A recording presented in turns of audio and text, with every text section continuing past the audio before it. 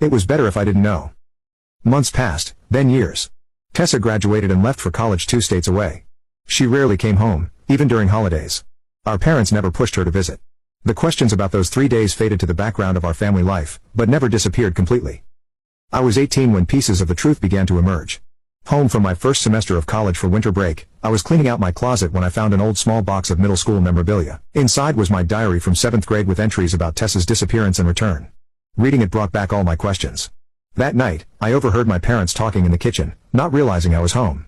Mom mentioned seeing Oscar's mother at the grocery store, saying his family had moved back to town. Dad immediately asked if she had said anything about Tessa. Mom replied that she had pretended not to see her, which Dad seemed relieved about. I froze in the hallway. Oscar. The name sounded vaguely familiar, but I couldn't place it. Later that night, I searched through Tessa's old yearbooks until I found him, Oscar Reyes, 2 years ahead of Tessa in school. I vaguely remembered him as Tessa's boyfriend during her sophomore year before her disappearance. The next day, I drove to Bryn's house. We hadn't spoken much since high school, but her parents still lived in the same house, and she was home for the holidays, too. When we were alone, I asked her about Tessa's disappearance. Bryn looked uncomfortable and said that was a long time ago. I pressed her, asking if she knew Tessa wasn't visiting an aunt.